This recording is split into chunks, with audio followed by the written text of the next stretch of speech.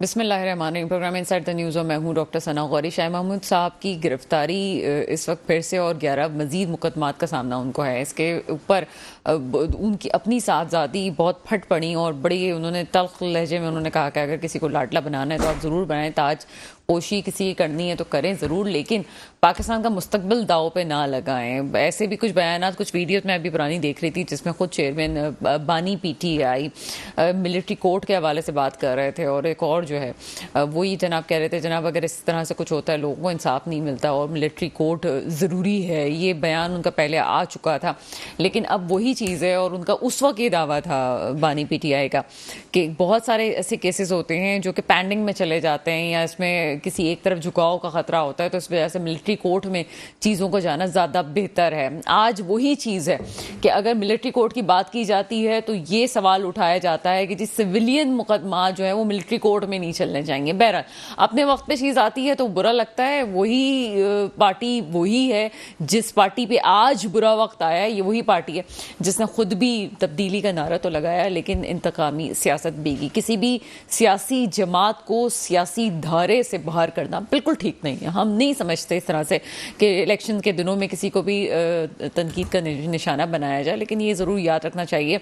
और आज वो पार्टीज जिनकी ताजपोशी की बात हो रही है, ये कहा जा रहा है कि वो लाडला प्लस है, और आपको अभी जो सर्वेज नज़र आ रहे हैं वो सर्वेज भी साफ चीखते हुए कह रहे हैं, और सर्वे ना भी हो तब भी हमें हालात यही नज़र आ रहे हैं कि मुस्लिम लीग नून इक़्तिदार में आने वाली है। तो उस वक्त अगर एक पार्टी पे बुरा वक्त आ रहा है तो उस वक्त कोई बात नहीं करता, उस वक्त कानून किसी को नज़र नहीं आता। जब अपने ऊपर वक्त आता है तो सबको कवानीन नज़र आते हैं। इस वक्त इंट्रा पार्टी इलेक्शन पे शहबाज शरीफ साहब बहुत बात कर रहे हैं। वो कह रहे हैं जनाब इलेक्शन कमीशन का झुकाव जो है वो तराजू का पलड़ा एक तरफ हो गया है। इंट्रा पार्टी इलेक्शन की बात तो बड़े धड़ल्ले से की जाती है पीटीआई के, लेकिन अपनी पार्टी में कौन से इंट्रा पार्टी इलेक्शंस होते हैं और कौन सी कितनी जमहूरियत है। जितनी बड़ी आप पार्टीज देख लें उसमें कहाँ कहाँ आपको जमहूरियत नज़र आ रही है, तो दोनों तरफ से देखना चाहिए। और फिर बल्ले के निशान पे बात, ये बड़ी इंपॉर्टेंट चीज़ है। पाकिस्तान की तारीख में निशानात ले लिए गए, होता रहा, कभी साइकिल, कभी किताब, कभी शेर, कभी तीर, कभी तलवार, लेकिन उसके बावजूद भी इलेक्शन से इतने पहले किसी पार्टी के साथ ऐसा नहीं हुआ था। और अगर इस मामले में पीटीआई को थोड़ा सा रिलीफ मिलता है तो मेरा ज़ाती तौर पर ख्याल है कि बाद में फैसला किया जाए इलेक्शंस के बाद, फिर एक सवाल उठाया जाए कि ऐसा क्यों हुआ, क्या नहीं हुआ। इस वक्त इस चैप्टर को बंद ही रहने दिया जाए तो बेहतर है। मौलाना फजलुर रहमान साहब, उन पर बड़ी तनकीद होती है, लोग बड़ी बातें करते हैं कि उनके फैसले ठीक नहीं होते, लेकिन फजलुर रहमान साहब की ज़ाती तौर पर मैं देखूँ तो नज़रें बड़ी दूर तक होती हैं। चाहे वो फाटा का KPK में मर्ज हो या और बहुत सारे मामलात हों, उन्होंने रेफरेंडम की बात की और उसको पक्के तौर पर करने की बात की, लेकिन नहीं हो सका। चलें ठीक है, सियासी तौर पे चीज़ें चल रही थी, उस वक्त नहीं हो सका, लेकिन वो बड़ी दूर की सोचते हैं। और इस वक्त वो जो बात कर रहे हैं बिल्कुल ठीक कह रहे हैं। वो कहते हैं जनाब दो सूबे बदअमनी का शिकार हो सकते हैं, और इसमें अगर मेरा कोई कारकुन शहीद होता है या मेरे कारकुन को किसी को जख्मी भी होता है तो उसका जिम्मेदार जो है वो इलेक्शन कमीशन होगा। जबकि इस वक्त फौज भी इस बात की यकीन दहानी करवा चुकी है कि इलेक्शन में बदअमनी नहीं होगी। लेकिन अगर आप चश्म कुशाई करें और बड़े आप कहते हैं ना कि जी ठीक तरह से देखने की कोशिश करें, अपने आप को धोखे में ना रखें, तो पाकिस्तान में शदीद किस्म के सिक्योरिटी थ्रेट मौजूद है। और बलूचिस्तान के तो 80% आपके इलेक्शन के जो पॉइंट्स हैं उनको शदीद तौर पे इलेक्शन के हवाले से इलेक्शन के डेज में कहा गया है कि थ्रेड होंगे और यहाँ पे कुछ भी हो सकता है। ये तमाम चीज़ें अपनी जगह मौजूद हैं। फिर वो सर्दियों की भी बात करते हैं तो बहरहाल सर्दियों में पहले भी इलेक्शंस हुए हैं, सर्दियाँ इतनी बड़ा इंपॉर्टेंट इशू नहीं होता, लेकिन ये ज़रूर है कि इलेक्शन में फजलुर रहमान साहब लास्ट टाइम जहाँ से खड़े हुए थे वहाँ पे वो हार भी गए थे। एक फैक्टर ज़रूर है वेदर का, लेकिन वेदर के फैक्टर को इतना नहीं हाइप दिया जा सकता। इसके अलावा अगर ये बात की जाए कि फजलुर रहमान साहब ये कहते हैं कि बदअमनी होगी, तो बदअमनी 2013 वाली ANP के जलसे पे भी याद रखनी चाहिए कि किस किस्म की बदअमनी हुई थी, और आज भी ANP अपनी मकाम पे कायम है। बहरहाल तमाम इदारों को चैलेंजेस ज़रूर है, इलेक्शन कमीशन हो, फौज हो या फिर सियासतदान अपनी जगह सोच रहे हो, लेकिन ये कहना कि इस वक्त किसी का साथ दिया जा रहा है ये चीज़ गलत होगी। और ख़ास तौर पे अदालत के हवाले से भी वो भी चीज़ मैं कहती जाऊँ, अदालत में ये कहना कि अदालतों पे सवाल उठाना और कहना कि माशाल्लाह लगा हुआ है, अदालत ही माशाल्लाह चल रहा है, तो माशाल्लाह उन्होंने किस लिहाज से इसको इस्तेमाल किया, क्या वो एक सिंगल गेम अदालत खेल रही है ये कहना चाह रहे थे, या ये कहना चाह रहे थे कि किसी की तरफ झुकाव है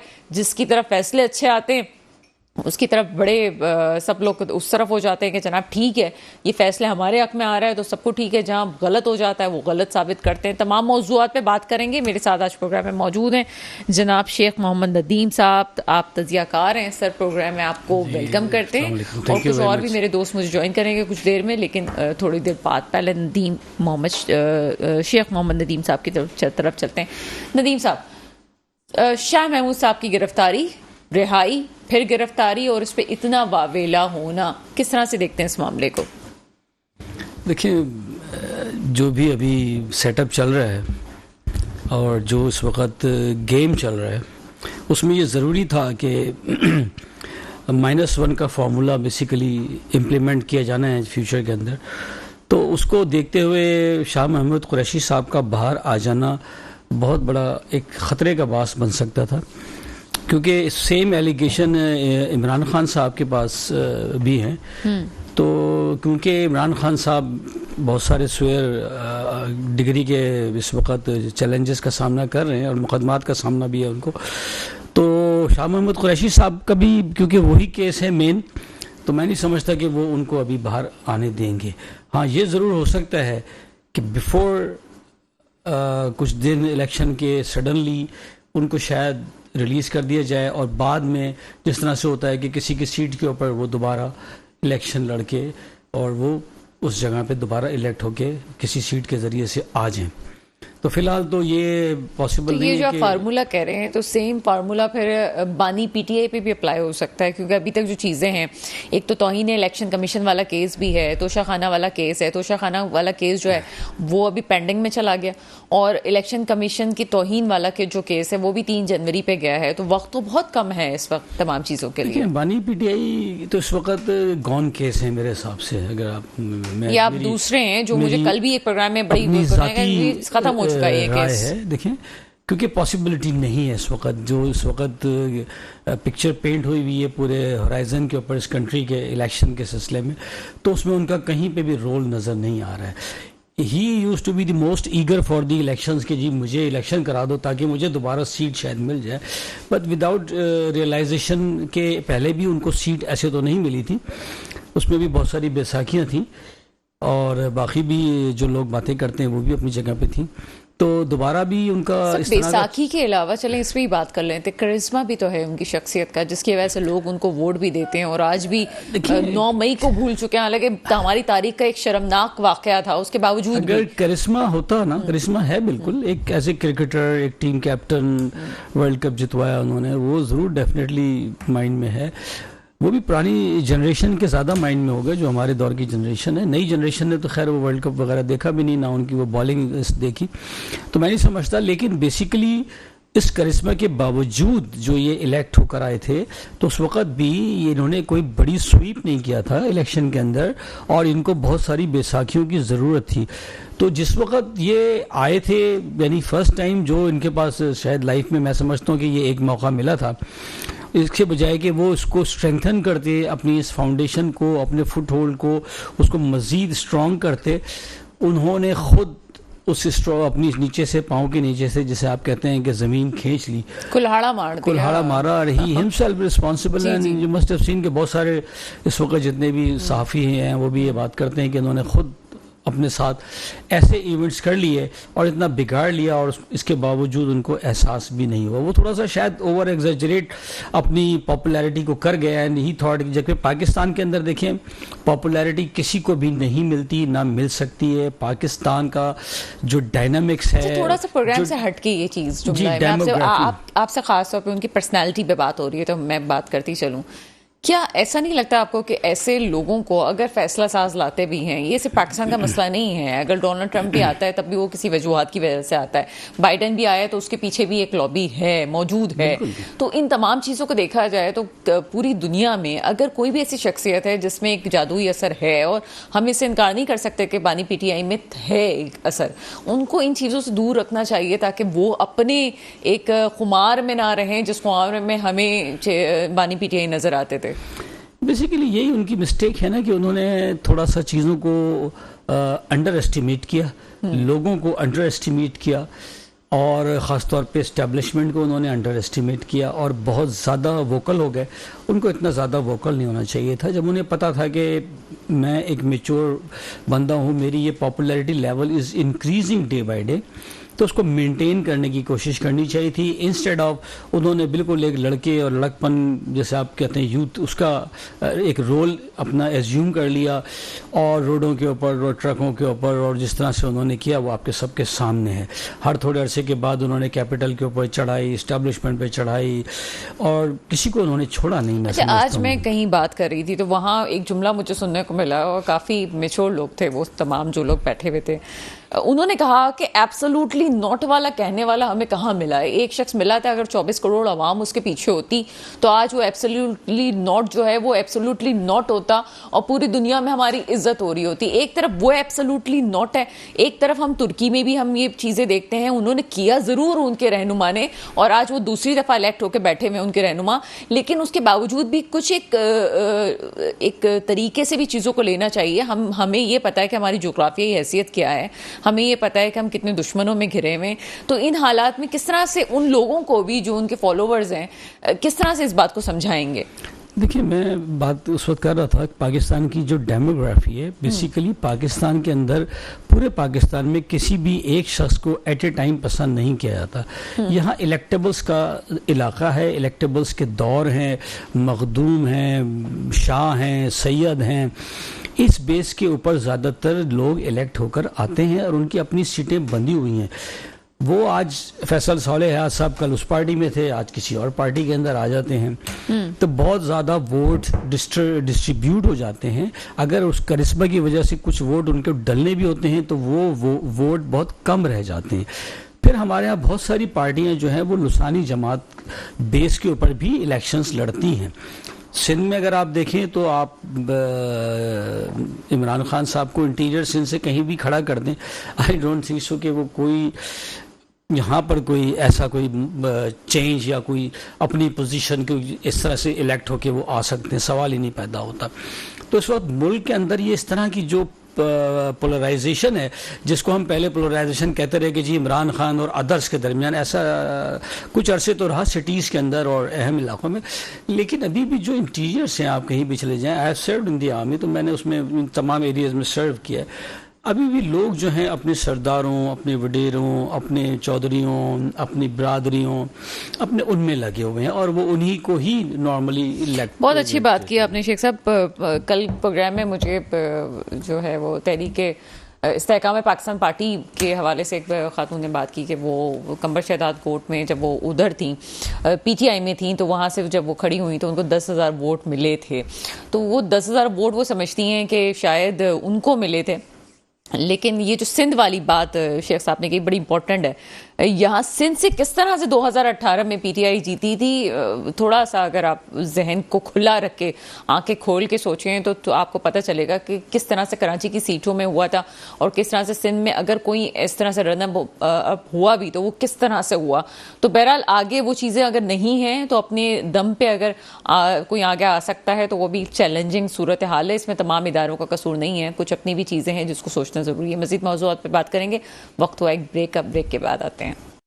ब्रेक के बाद आपके सामने हाजिर हैं। कराची फतह करने का ख्वाब और सिंध फतह करने का ख्वाब जो है बहुत सारे लोग देखते हैं। चेयरमैन, साबिक चेयरमैन पीटीआई भी अपने दौर हुकूमत में बहुत दफ़ा ये बात कह चुके हैं कि हम सिंध फतह करने आ रहे हैं। ना जाने सिंध फतह होता क्यों नहीं है, लेकिन इस दफ़ा जो सिलसिला में नज़र आ रहा है, जो इत्तेहादी जमातें सिंध पीपल्स पार्टी के खिलाफ खड़ी हुई हैं, वो बड़ी पुरुमीद हैं। वो समझती हैं कि हमारा इत्तेहाद कारगर होगा और आगे पीपल्स पार्टी को टफ टाइम मिलने वाला है। और उसी सिलसिले की कड़ी शहबाज शरीफ साहब हमें कराची में नज़र आ रहे हैं, बड़े पुरुमीद हैं और साथ ही साथ कुछ बयानात भी दिए हैं। जीडीए के रहनुमा सफदर अब्बासी साहब ने हमें ज्वाइन किया है, बात करते हैं उनसे।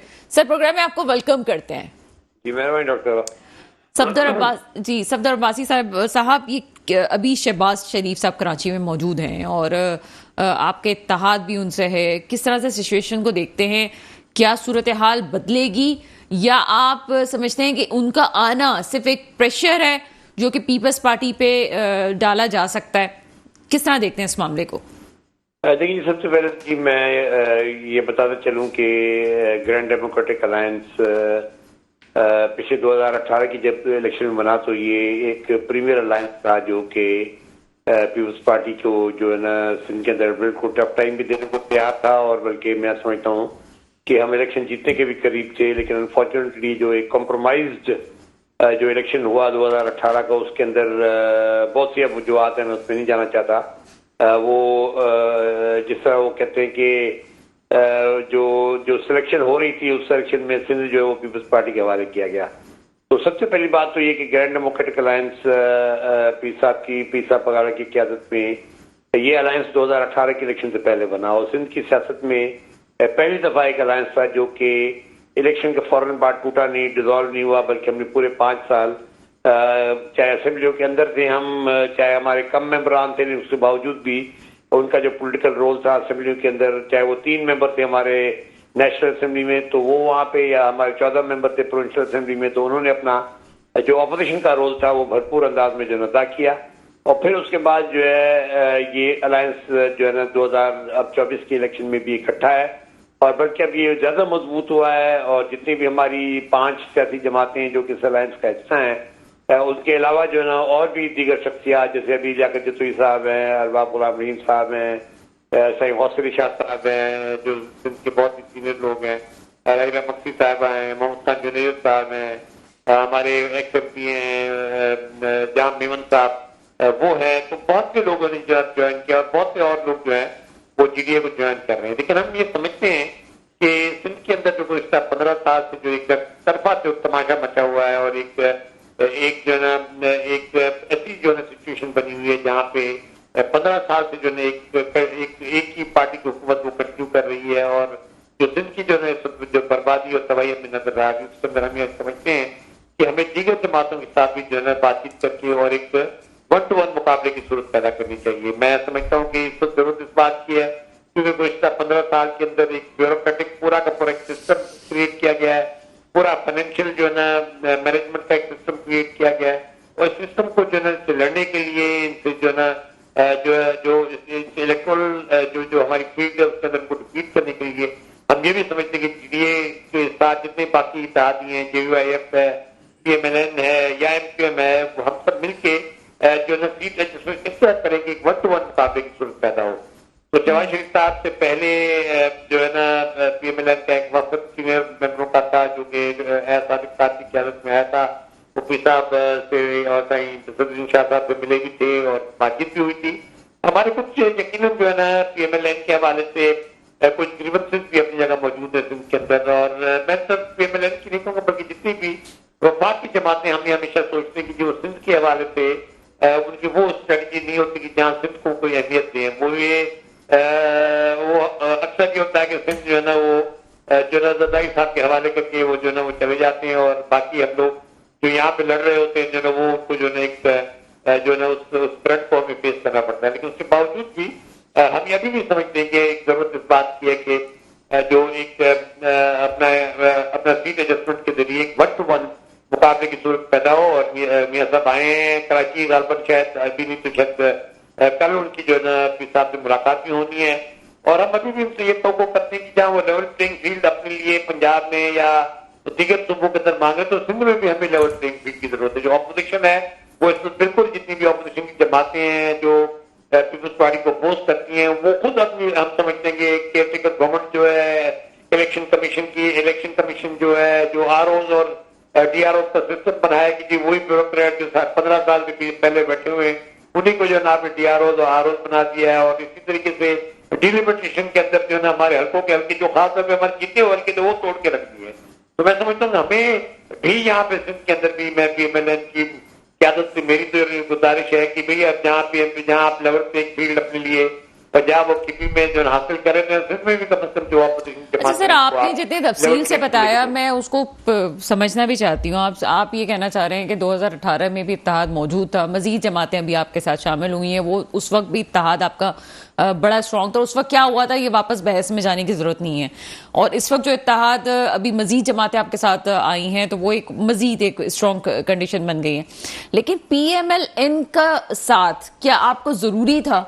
क्योंकि यहां पे सिंध में पीएमएलएन हमें नजर नहीं आती है, तो क्या आपने उनका साथ इसलिए जरूरी था क्योंकि इस वक्त फैसला साजों की हमदर्दियां मुस्लिम लीग नून के साथ है, या आप समझते हैं कि सिंध के लिए मुस्लिम लीग नून अच्छी साबित हुई है और उनका साथ लेना जरूरी है? क्या है ये सिलसिला? देखिए जी, यकीन ये एक जो भी ये क्वेश्चन होती है ये वक्त के साथ डेवलप होती है। उनकी तरफ से भी ये ओवरचेज होते रहे हमें कि जी हमें साथ चलना चाहिए। मैं नहीं कहता कि भाई कौन सी जमात कौन सी स्ट्रांग है। मेरा जो अपनी कन्विक्शन है ये प्योरली मैं अपनी जाती राय सेक्रेटरी जीडीए के आप तक आपके तवसत से लोगों तक पहुंचा रहा हूँ। मेरी एक कंसर्वेटिव ओपिनियन रहा है कि जहाँ पे जिस पार्टी का जो कैंडिडेट स्ट्रांग हो, हमें इसमें कोटा सिस्टम नहीं होना चाहिए कि जीडीए का ये कोटा है और जेयूआई का ये कोटा है और एमक्यूएम का ये कोटा है और पीएमएनएन का ये कोटा है। हमें जहां पे जिस पार्टी का स्ट्रांग कैंडिडेट हो, बेशक कम ही हो लेकिन स्ट्रांग कैंडिडेट हो, उनको जो बाकी जमातों को बाकी जो लोगों को सपोर्ट करनी चाहिए। इसी तरह से देखें हम एक 15 साल के सिस्टम से लड़ रहे हैं। हम 15 साल के एक ब्यूरोक्रेटिक सिस्टम बनाए हुए सिस्टम के साथ लड़ रहे हैं। हम एक फाइनेंशियल जो है जो एक करप्ट सिस्टम के साथ जो हम लड़ रहे हैं, इसके बारे में तो हाईएस्ट लेवल ऑफ एस्टेब्लिशमेंट के हाईएस्ट लेवल पे इस सिस्टम के बारे में जो ना बातें जो हुई हैं, हम तो अभी तक उस सिस्टम को तोड़ने में कामयाब नहीं हो सके, तो वैसे का वैसा कायम है। तो मैं समझता हूँ इस वजह से मेरी जाती राय ये कि जो कैंडिडेट जिस भी जमात से ताल्लुक रखता हो, जिसकी जितनी स्ट्रेंथ हो, उसके मुताबिक जो है ना हमें जो है ना एक दूसरे को अकोमोडेट करना। अच्छा बासित, अब प्रोग्राम को थोड़ा आगे लेके चलते हैं। ये जो सिलसिला अभी है और आपकी गहरी नजर होती है इन चीजों पे, फजलुर रहमान साहब के एतराजात दो सूबों के हवाले से और बड़ी गहरी बातें उन्होंने की हैं, इग्नोर नहीं किया जा सकता उनकी बातों को। बदअमनी की बात की उन्होंने दो सूबों में। उन्होंने कहा कि जी अगर कुछ हुआ तो इलेक्शन कमीशन जिम्मेदार होगा। फिर उन्होंने ये कहा कि पीटीआई को प्रोजेक्ट किया जा रहा है। ये बहुत बड़ा इल्जाम है कि पीटीआई को प्रोजेक्ट किया जा रहा है। दूसरी तरफ शहबाज शरीफ भी कुछ ऐसी बातें कर रहे हैं कि झुकाव है और पलड़ा एक तरफ हो गया है पीटीआई की तरफ। ये सब चीजें किस तरह से आप इनको देखते हैं? क्या तज्जिया आपका? देखिए जी, एक अनफॉर्चुनेट सिचुएशन तो बिल्ड हुई है ना जी, इसमें कोई शक नहीं कि जी मैं जो कुछ जो वाकयात गुज़श्ता हमें जो है ना वो खास तौर पे कोई साल 1.5 साल के अंदर वो अनफॉर्चुनेट वाकयात हैं। कुछ उसमें यकीनन जो है ना जो पीटीआई की जो हार्डलाइनर्स थे उनकी तरफ से ऐसी बातें हुई हैं जो कि मैं समझता हूँ कि शायद हमारे यानी मुल्क की मुफादात की जो है वो खिलाफ थी। मैं कोई तो मेरी जाती तौर पे कोई वर्स नहीं हूं मैं पीटीआई के हवाले से, लेकिन ये कि इतनी जरूर है कि गुज़श्ता खासतौर पे जो 9 मई के बाद के वाकयात हुए या 9 मई के वाकयात हुए, उनसे यकीनन एक उनको खुद भी एक नुकसान बर्दाश्त करना पड़ा और जो अवाम नास के अंदर जो एक अपील थी उनकी, उसको भी जो है ना उस लिहाज से जो है एक मुश्किल पोजीशन में उन्होंने डाल दिया। लेकिन ये कि हम तो अभी भी ये समझते हैं कि ये एक लेवल प्लेइंग फील्ड सबके लिए होना चाहिए। इंतखाबात को अगर आप कंट्रोवर्शियल जो है इंतखाबात की तरफ अगर हम चलते हैं तो वो तो एक कंट्रोवर्सी तो फिर आपको आने वाले दिनों में तो फिर उसके और नताइज जो है ना खराब और खौफनाक निकलेंगे। तो मैं समझता हूँ कि ये सारे अमल के अंदर जो मौलाना साहब की जो बातें हैं या मियाँ साहब की जो शहबाज शरीफ का आपने जिक्र किया, शहबाज शरीफ साहब का आपने जिक्र किया, जो उनकी बातें हैं, लेकिन उनके अंदर अपने एक वजन है। इस वक्त जो है ना एक बड़ी गंभीर सूरत हाल है कि भाई इस सारे फजा में क्या हम जो है ना एक fair and free electoral process की तरफ जा रहे हैं या क्या ये कि हम एक पॉलिटिकल और एक इकोनॉमिक स्टेबिलिटी की तरफ जा रहे हैं? क्योंकि देखें ना, अगर इंतखाबात के नतीजे में पॉलिटिकल और इकोनॉमिक इंस्टेबिलिटी बरकरार रहती है तो मैं समझता हूँ वो आने वाले दिनों में शायद पाकिस्तान के लिए उसके और भी जो ना जो मुल्क के ऊपर जो ना उसकी जो ना जो एक बोझ की कैफियत बढ़ेगी और एक ऐसी हम सिचुएशन में जाएंगे जहाँ पे आने वाले दिनों में जो है ना वो जो अवाम के और बोझ मजीद बढ़ता चला जाएगा। तो मैं समझता हूँ ये सारी बातें ऐसी हैं जिनकी हमें कंसिडर करना चाहिए और बहुत से इश्यूज इलेक्शन के हवाले से, मसलन जो डिलिमिटेशन जिस तरह जो की गई, डिलिमिटेशन को जो इतराज फाइल हुए उसको वो किस तरह जो उनको हैंडल किया गया और फिर ये आरओज और डीआरओज की जो अपॉइंटमेंट है वो तो मैं समझता हूँ कि वो तो बिल्कुल ये मजाक है कि जी आप जो एक ब्यूरोक्रेटिक एडमिनिस्ट्रेशन जो मुसलसल बैठी हुई है ये समझने से कासिर हूं कि आरओज और डीआरओज की जो बात आप भी कर रहे हैं सेम यही बात पीटीआई भी कर रही है। तो ठीक कौन है? क्या आपको सिंध की सतह पे मसला है? और देखिए मैं तो इस वक्त क्योंकि ग्रैंड डेमोक्रेटिक अलायंस की जितनी भी पॉलिटिक्स है वो ज्यादातर सिंध के अंदर है। हमारी तंजीमें मौजूद हैं दीगर सूबों के अंदर भी, लेकिन हम ज्यादातर क्योंकि हमारे इलेक्टोरल जितनी भी हमारी स्ट्रेंथ है उस सिंध के अंदर, तो मैं यकीनन सिंध को प्रेफरेंस दे रहा हूँ और इस वजह से भी दे रहा हूँ कि 15 साल से जो सिस्टम यहाँ कायम है उससे तो बिल्कुल सिंध तबाह होकर रह गया है। आप जो किसी शहर में, मुझे एक शहर आप कराची से शुरू करें, बावड़ो तक चले जाएं, कश्मीर तक चले जाएं, मुझे कोई एक शहर बता दें जो आज सलामत हो, जहाँ कोई ड्रेनेज हो, जहाँ पे कोई ड्रेनेज सही हो, कोई पानी का सप्लाई सही हो, कोई एजुकेशनल सिस्टम हमारा सही हो, कोई हेल्थ सिस्टम हमारा सही हो, कोई बेसिक हेल्थ यूनिट हमारे सही हो, कोई रूरल हेल्थ सेंटर हमारी वहाँ पे कोई डिस्प्रिन की गोली मिल रही हो, पैराडॉल मिल रहा हो। तो मैं समझता हूँ ये सारी की सारी जो तबाही हुई है, हम चाहते हैं कि सिंध के अंदर तो जो हो वफाकी जमातों की, मैं उस लिहाज से हमारी हालांकि कॉलिशन रही पीटीआई के साथ, लेकिन हमारे उस वक्त भी उनके साथ ग्रीवेंसेस रहे कि उनकी तवज्जो सिंध की तरफ कम थी। इस तरह पीएमएलएन पहले 2012 के अंदर जब इक़्तिदार में आई तो हालांकि उस वक्त फंक्शनल लीग थी, उनके साथ अलायंस था, लेकिन एक उनकी तवज्जो सिंध की तरफ बिल्कुल नहीं थी।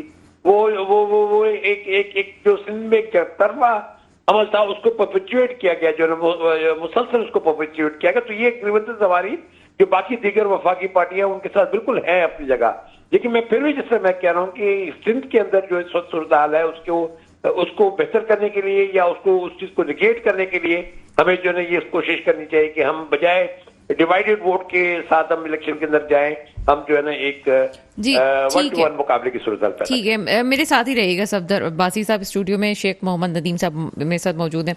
सिंध की सियासत की बात हो रही है, एक तरफ ये कहा जा रहा है कि पीपल्स पार्टी डिलीवर नहीं कर सकी, दूसरी तरफ हमें बिलावल भुट्टो जरदारी एक और रंग में नजर आ रहे हैं, वो कहना चाहिए वो बाबों की सियासत से बड़े आगे हैं।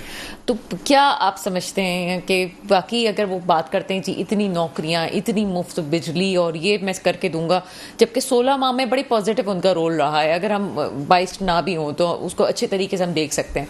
आप समझते हैं कि पीपल्स पार्टी तब्दीली की तरफ जा रही है, या अभी जो सफदर अब्बासी साहब कह रहे हैं कि सिंध में कुछ डिलीवर नहीं किया गया है, आगे भी हमें ऐसी उम्मीद है, क्या समझते हैं आप?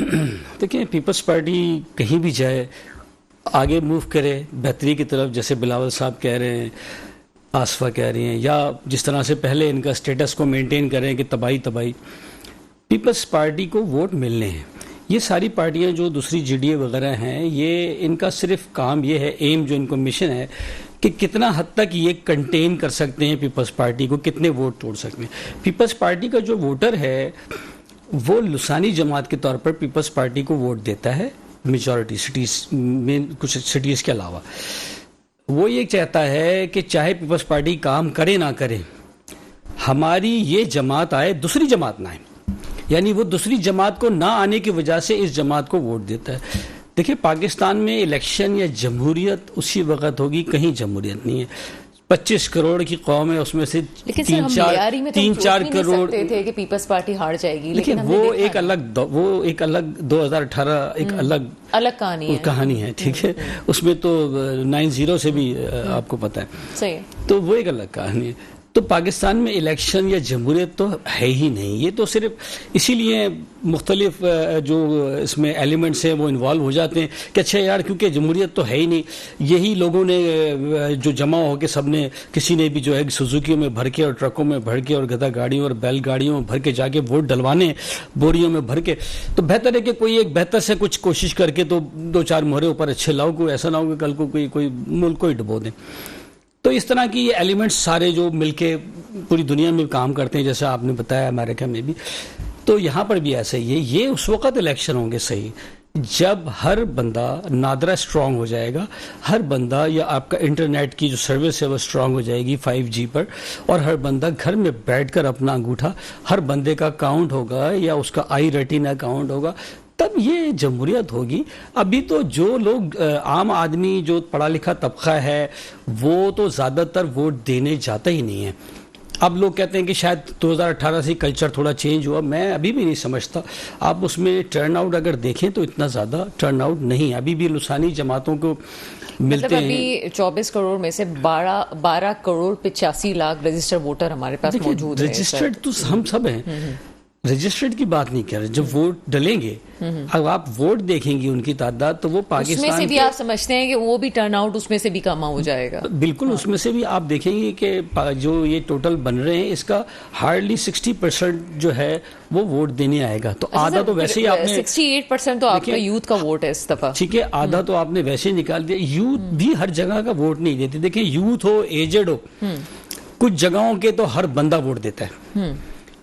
अगर वो 15 साल का भी है तो किसी तरह से उसको 18 साल का करके वोट डलवाया जाता है। अगर वो 50 साल का भी है ना तो उसको ले जाके वोट डलवाया जाता और जो कबर के अंदर है उसका भी वोट मिल जाता है। 150। ये देखें इस चीज को तो बिल्कुल खान का यूथ और ये सब इमरान खान के दौर की छोटी छोटी बातें हैं, लोग इनको गलत एंगल से देखें ना। रियलिटी का मैंने आपको बड़ा एक क्लियर बता दिया कि आप इमरान खान साहब को बोले चले जाएं इंटीरियर सिंध में कहीं से खड़े होकर जीत के दिखा दें, कोई भी लीडर, नवाज शरीफ आ जाए, हर किसी का एक अपना एक प्ले ग्राउंड है, वहाँ उसकी अपनी कुछ एफिलिएशंस हैं, कुछ चीज़ें हैं जो आपको मैंने बताई।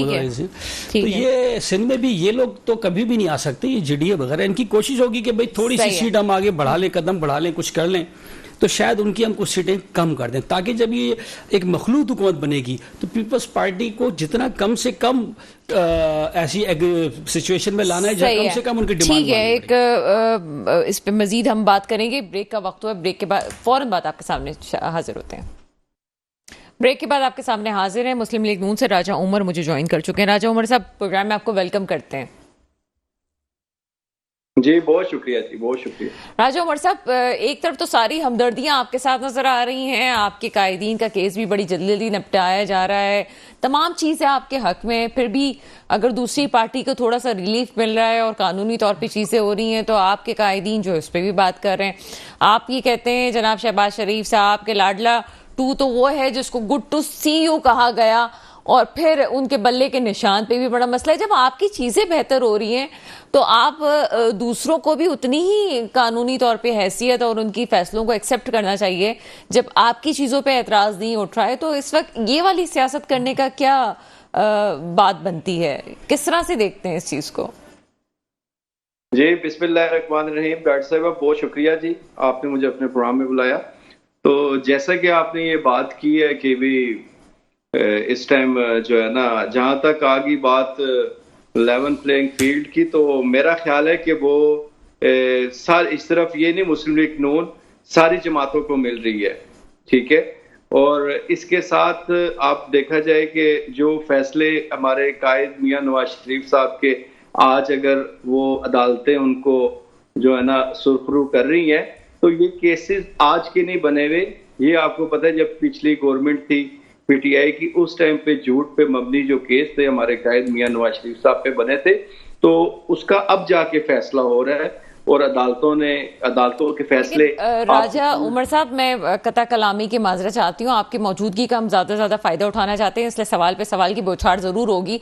प्रैक्टिस एंड प्रोसीजर बिल के तहत जो अभी फैसला हमारे सामने आया है वो पहले वाले केसेस उसके तहत कालादम हैं, आगे के लिए पार्लियामेंट सुप्रीम है, तो उस लिहाज से अभी भी अगर किसी ने आपके कायद पे इस चीज का नहीं एतराज डाला और नहीं ये कहा तो वो शायद दूसरी पार्टीज नहीं समझ रही हैं, लेकिन अभी भी आपका जो कायद है, लीडर हैं, वो इस वक्त कानूनी तौर पे नाअहल हैं। इस वक्त किस तरह से आप कह सकते हैं कि लेवल प्लेइंग फील्ड और गलत मुकदमे और सब कुछ जो हो रहा है, अभी तक फैसला नहीं आया है? सर देखिए, मैं बात कर रहा हूँ जिन केसेस के फैसले आ चुके हैं, ठीक है। अभी रिसेंटली जो हमारे कायद मियां नवाज शरीफ साहब पे जो केसेस थे आ चुके हैं, जिनके फैसले, मैं उनकी बात कर रहा हूँ। बाकी आगे जो मजीद जो केसेस हैं, जाहिर बात है हम मियां साहब और हमारी मुस्लिम लीग नून अदालतों का पहले भी एहतराम करती है और आज भी करते हैं हम इंशाल्लाह, और इंशाल्लाह आगे भी जो जो चीजें होगी वो इंशाल्लाह ताला क्लियर होंगी। क्योंकि देखें, इससे पहले दौर में जो केसेस झूठ पे मबनी बने मियां साहब पे, वो सारों के सामने है। जिस तरह आपने पीटीआई के बात की है फैसलों की, तो हमने उस पे कोई उसमें नहीं किया, वरना हाँ ये तो सारे देखे पूरे पाकिस्तान को इस चीज का पता है कि लाडला पहले भी कौन रहा और जिसको अब भी जो है ना रिलीफ मिल रहा है, ठीक है। बात ये बल्ले के निशान पे हम जो बात करें तो उस पे हमें एतराज नहीं है कि बल्ले का निशान इनको मिल जाए। देखिये, वोट जो है वो आजकल मीडिया का दौर है, हर बंदा शऊर रखता है, हर बंदा इस चीज को समझता है कि किसने पाकिस्तान को डिलीवर किया है, चाहे वो बल्ले का निशान हो, शेर का हो या तीर का निशान हो, तो लोगों को इस चीज का पता है। निशान इससे पहले मुस्लिम लीग नून के साथ भी एक दौर में ऐसा हुआ कि हमें शेर के निशान के अलावा इलेक्शन लड़ना पड़ा। बहरहाल अल्हम्दुलिल्लाह बात यह है कि हक और सच की फतह हुई और मुस्लिम लीग नून की इंशाल्लाह ताला पहले भी देखे अवाम जो है इस टाइम उसको वोट देगी और उसको सुरखरू करेगी 8 फरवरी को, जिसने इस पाकिस्तान में डिलीवर किया होगा, जिसके काम बोलेंगे। और वो मैं समझता हूँ कि वाहिद ऐसी मुस्लिम लीग नून जमात है हमारी जिसने इस पाकिस्तान को मियाँ साहब के जितने टेन्योर देख लें। सर, माजरत के साथ हक और सच की फतह जरूर होती है, लेकिन ऐसा भी नहीं होता कि हक और सच की फतह बिल्कुल अगर मौत सामने हो और हम ये सोचेंगे जी हम फौरन बच जाएंगे, ट्रक सामने से आ रहा है, मरना तो होता है, उस वक्त ट्रक मार के ही जाता है। ये इतनी जल्दी जो इलेक्शंस हो रहे हैं सर, इतनी जल्दी किसी से निशान लेना, आपके साथ इतनी जल्दी तो नहीं हुआ था, निशान इतनी जल्दी नहीं लिया गया था। देखिए इतनी जल्दी, देखिए बात ये है इस टाइम पे हमारा मुल्क जिस बुरान में है डॉक्टर साहिबा, मैं समझता हूं कि इलेक्शन बहुत जरूरी है। इलेक्शन देखे जमहूरियत में रह के हम जो मुल्क आज मुश्किल में है हमारा, हम इस मुल्क को निकाल सकते हैं। इलेक्शन के तो सर 16 माह क्यों नहीं निकाला सर आपने? 16 माह तो कुछ नहीं हुआ सर। देखिए 16 माह का अगर बात वही है कि 16 माह की मैं पहले भी प्रोग्राम्स में बात की है कि 16 माह का वो कि जो है ना सारा आज जो है ना मलबा वो हमारे मुस्लिम लीग नून पे डल रहा है। ऐसा नहीं है 16 माह में सिर्फ मुस्लिम लीग नून की गवर्नमेंट नहीं थी, पीडीएम की आप थे। देखिए पीडीएम की गवर्नमेंट थी। जब कोलिशन गवर्नमेंट्स बनती हैं डॉक्टर साहबा, तो वो आप ये बेहतर समझती हैं, माशाल्लाह आप बहुत सीनियर हैं, आप एंकर हैं सीनियर, तो आप ये समझती हैं कि कोलिशन गवर्नमेंट में जो है ना बंदा नहीं चल सकता उस तरह जिस तरह इंसान के पास अपनी एक जो अभी जो पीडीएम का सारा एक मामला था, हमारे साथ सारी जमातें मिलके जो है ना चल रही थी, तो कोलिशन गवर्नमेंट में हमने उस तरह मियां साहब ने 2 काम जरूर किए हैं इस पीडीएम में कि एक जो हमारा मुल्क में इमरान खान साहब ने इससे पहले वाजिया कस्में भी खाई कि मुल्क डिफॉल्ट होने लगा है, इस चीज के दावे भी किए, इनके वजीरों ने दावे किए पीटीआई के कि मुल्क कर्जे में डूब चुका है। ये जरूर मियां साहब ने किया है, दिन रात मेहनत करके। हमारे कायद जो है पार्टी सदर शहबाज शरीफ साहब, साबिक वज़ीर आज़म शहबाज शरीफ साहब ने ये जरूर किया है कि मुल्क को इस 16 माह में डिफॉल्ट होने से बचा लिया। मैं ये समझता हूँ ये शॉर्ट टाइम में इतना बड़ा क्रेडिट जो है ना वो मियां साहब को जाता है और सागदार साहब को, जिन्होंने इस मुल्क को डिफॉल्ट होने से बचा लिया। बाकी कोलिशन गवर्नमेंट में ना इंसान खुल के काम कर सकता है ना कोई, और बाकी इसमें जो कुछ मेगा प्रोजेक्ट थे जो टाइम शॉर्ट था, क्योंकि देख लें इससे पौने 4 साल में जिस तरह मुल्क का बेड़ा गर्क हुआ, 1 रुपए का काम नहीं हुआ सिवाय जनाब झूठी तकरीरें, दावे, नौकरियों के झांसे दे के जो लोग थे उनको भी बेरोजगार किया। ठीक है, तो मकसद कहने का मैं ये समझता हूँ कि उसमें मियां साहब के लिए बड़ा क्रेडिट है मुस्लिम लीग नून के लिए कि जो मुल्क डिफॉल्ट होने से बच गया हमारा मुल्क। देखिए मुल्क है तो हम सब लोग हैं। जी जी सर, बिल्कुल आपने बड़ी पॉजिटिव बातें की हैं और इस पे बात करेंगे। बहुत शुक्रिया। मेरे साथ राजा उमर मुस्लिम लीग से मौजूद थे। स्टूडियो में वापस आ जाते हैं जनाब और शेख मोहम्मद नदीम साहब की तरफ आते हैं। शेख मोहम्मद नदीम साहब, कोहेशन की बात की जा रही है, आप समझते हैं कि जनाब आगे भी तो वही सेटअप आने वाला है, 2/3 मेजोरिटी किसी के पास नहीं आने वाली आगे भी। ये मामला जो ये कह रहे हैं, चले इनकी बातों पे तो बहुत सारी चीज़ें हम कहते हैं, अपने लीडर की हर कोई तारीफ करता है, अपनी पार्टी की हर कोई तारीफ करता है, लेकिन कबूतर की तरह आंखें तो बंद नहीं की जा सकती। 16 माह जो कुछ हुआ या पहले, उससे पहले अगर हम कहेंगे 3 साल 7 महीने से पहले जन्नत वाला माहौल था, तो ऐसा तो नहीं है। ज़्यादा ख़राब पोजीशन में आया। ये तो अभी केयर टेकर गवर्नमेंट आई तो उसने कुछ काफ़ी चीज़ें सेटअप की और IMF के साथ भी इन लोगों ने जो बेसिकली एग्रीमेंट हुआ और बड़ा आसानी के साथ हुआ। और फिर आपने देखा है कि जो फाइनेंशियल फैसिलिटेशन काउंसिल है वो पीछे इस वक्त खड़ी हुई है और वो अल्हम्दुलिल्लाह इसको फैसिलिटेट कर रही है। और आपकी बात बड़ी वजह है कि देखें आइंदा का जो सेटअप है इट इज़ वेरी क्लियर कि वो बिल्कुल उसी तरह से जिस तरह से पीडीएम का सेटअप था, सिमिलर टू दैट सेटअप आएगा। अब उसमें कोशिश ये हो रही है कि एक पार्टी को ज़्यादा रोल दिया जाए, दूसरी पार्टी इस पोजीशन में ना आए कि वो बहुत ज़्यादा जो है वो डील के अंदर कोई गेन कर सके, यानी पीपल्स पार्टी। तो 2 बड़ी जमातें हैं जो आपस में लड़ रही हैं। अब जो बाकी पार्टियों को कोशिश की जा रही है कि वो एक पार्टी की तरफ ज़्यादा आ जाएं ताकि उस पार्टी को इस पोजीशन में लाया जाए कि वो गवर्नमेंट भी बना ले और कम डील के साथ पीपल्स पार्टी को भी डील कर ले। सिंध में उसी तरह पीपल्स पार्टी की गवर्नमेंट बननी है और कंट्री के अंदर गवर्नमेंट जो है इस वक्त जो नज़र आ रहा है लाइकली वो नून लीग की बनी है। और उसमें जाहिर है कि प्राइम मिनिस्टर कौन होगा वो अभी डिसाइड होना है, क्योंकि अभी तक उनका केस डिसाइड नहीं हुआ। तो इट इज़ डिफ़िकल्ट कि उनके कागजात किस तरह से आगे चलेंगे। तो हालात यही है, पीडीएम की तरह की गवर्नमेंट आएगी और कोशिश यही होगी कि इसी तरह से इनको चलाना होगा। लेकिन मैं समझता हूँ कि अब पीछे फाइनेंशियल फैसिलिटेशन काउंसिल खड़ी है, तो ज़रूर जो है। अच्छा सर, हमारे पास चूंकि वक्त कम है, अब जाते हुए अब हमारे पास कुछ लम्हे मौजूद हैं। फजलुर रहमान साहब के बयान के बारे में क्या कहते हैं? देखिए, फजलुर रहमान साहब इस वक्त हर चीज़ को जूती के नोक पे रखते थे बेसिकली, ठीक है, तो अब कोई उनके पीछे लग गया है, तो अब थोड़ा सा वो नीचे आए हैं जूती की नोक से, वरना वो हर किसी को कहते थे कि जूती की नोक पर मैं रखता हूँ। तो मैं समझता हूँ ये फॉर्चुनेटली और अनफॉर्चुनेटली अभी वो जूती की नोक से निकल आए हैं और अभी वो अपने आप को वल्नरेबल फील कर रहे हैं कि किसी भी जगह कुछ उनको एक फियर में आ गए हैं। लेकिन सर वो तो ऑन डिमांड धरना भी करते हैं, ऑन डिमांड धरना नहीं, उठा भी देते हैं। अब थोड़ी सी सिचुएशन चेंज हो गई, मैं आपको बता रहा हूँ। ठीक है, अब सिचुएशन मैंने बताया ना कि जिस वक्त वो सिचुएशन थी तो वो जूते की नोक से नीचे बात नहीं करते थे, हर चीज जूते की नोक पे रखते थे कि जूते की नोक पर हमारे। आज ऐसा नहीं है, मैं समझता हूँ। इसलिए मैंने कहा ना कि ये जो भी चीज़ें हो रही हैं फॉर्चुनेटली और अनफॉर्चुनेटली जो भी आप कह सकते हैं, तो ये काफ़ी माइल्ड हो चुके हैं। तो अब इनको यही मसला बना हुआ है कि भाई मैं किस तरह से कॉम्प्रोमाइजिंग सिचुएशन पे आऊँगा या किसी ऐसी डील की पोजीशन में क्या मैं आ सकता हूँ, तो अभी नज़र नहीं आता, क्योंकि जो पीडीएम की जो मेन दोनों जमातें वो अपनी अपनी 1.5 की मस्जिद लगा के बैठ गई हैं। वो लोग ज़्यादा फोकस उनका उस तरफ है। वो ये कहते हैं कि अच्छा भाई ठीक है, अगर आपने ज़्यादा इंपॉर्टेंट कुछ लेके आ गए तो फिर हम we will deal with you. तो इनको अब अपनी कॉन्स्टिट्यूएंसीज में जाते हुए जो फियर है और सीटों का भी इनको इतना श्योरिटी नहीं। बहुत शुक्रिया। मेरे साथ शेख मोहम्मद नदीम साहब मौजूद थे, राजा उमर मौजूद थे और सफदर अब्बासी साहब। असूली सियासत की बात जरूर रहनुमा करते हैं, लेकिन असूली सियासत पे फिर सीट एडजस्टमेंट नहीं होती। ये नहीं कहा जाता कि हमारी बात मानो तो हमें इतनी सीट पंजाब में दे दो। एक तरफ आप पंजाब में किसी से हमदर्दियां जताने पे तुले हुए, एक तरफ आप सिंध में किसी से हमदर्दियां जताने पे तुले हुए। ये नहीं बात होती। जहां तक ये बात है कि बदअमनी का खतरा है, तो ये जरूर है, जैसे प्रोग्राम के इंट्रोडक्टरी पार्ट में मैंने कहा कि ऐसा जरूर है कि उस पर जरूर बात करनी चाहिए। लेकिन असूली सियासत ऑन डिमांड नहीं होती कि आपने अपने असूल जो है डिमांड पे चेंज कर लिया और नहीं हुआ। वक्त इस चीज़ का आ चुका है कि बहुत संजीदा होकर चीज़ों को देखा जाए, वरना पाकिस्तान तो अल्हम्दुलिल्लाह कायम रहेगा, आगे भी कायम व दायम रहेगा इंशाअल्लाह ताला। लेकिन सियासतदानों की सियासत 2028 में नहीं बचेगी। वक्त आ गया है कि लोग सोच रहे हैं और सोचने में मजबूर हैं कि हो क्या रहा है मेरे मुल्क के साथ। मेरे मुल्क पे वो हुक्मरान आए जो वाकई मेरे मुल्क के मुस्तकबिल की हिफाजत करें। इसके साथ ही प्रोग्राम का वक्त खत्म होता है। मुझे इजाजत दीजिएगा। खुदा हाफिज।